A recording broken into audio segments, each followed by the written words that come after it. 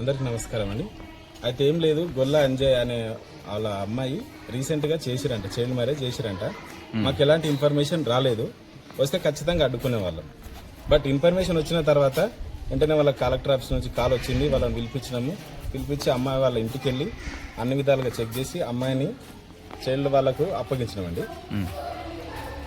ఇక మీదట మా విలేజ్లో ఇలాంటివి మేముండగా ఇలాంటి వివాహాలు జరపనీయమని తెలియజేస్తున్నాం. గతంలో కూడా ఇలాంటివి జరిగినాయంట కదా.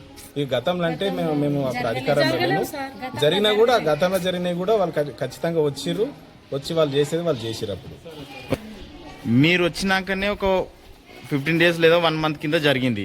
అయితే ఇప్పుడు మీరు చూడనట్టు పోవడం వల్ల ఇట్లా జరుగుకుంటూ పోతే ఆల్రెడీ మీరు మద్దతు ఇచ్చినట్టే కదా? లేదండి 100% చెప్తున్నాను. ఒకవేళ మాకు ఇన్ఫర్మేషన్ వచ్చింటే ఖచ్చితంగా ఆశా వర్కర్ గానీ అంగన్వాడీ టీచర్ గానీ వాళ్ళకి ఇన్ఫర్మేషన్ వస్తే మా దాకా వస్తే ఖచ్చితంగా మేము ఆపేవాళ్ళం అండి. మాకు ఎలాంటి ఇన్ఫర్మేషన్ లేదు. అమ్మాయి కూడా చదువుకుంటున్నాను, వాళ్ళ అమ్మమ్మ వాళ్ళ దగ్గర ఉంటుండే కాబట్టి మనకి ఇన్ఫర్మేషన్ లేనందుకు మాకు తెలియదండి. మీకు ఎప్పుడు మాకు రీసెంట్గా ఒక 15 days అయింది. ఇప్పుడు మీరు ఏ విధంగా పబ్లిక్లకు తీసుకెళ్దాం అనుకుంటున్నారు?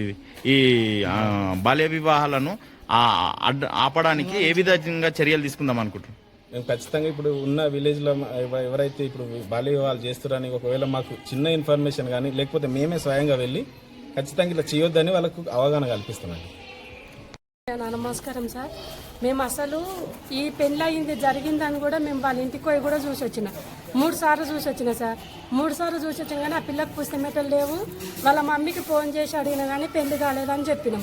మళ్ళీ ఇంకో పెళ్లి కూడా ఆపినాం. అప్పుడు సుష్మిత అనే పెళ్లి, ఇంతకుముందు కూడా పెళ్లిళ్ళు కాలేవు, ఆయన పెళ్లి కూడా ఆపేసినాం.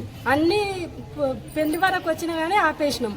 ఇట్లాంటి పెళ్లిళ్ళు జరగనియా మళ్ళీ మీటింగ్ పెట్టి మేము పిల్లలకు అవగాహన చూపిస్తాం సార్.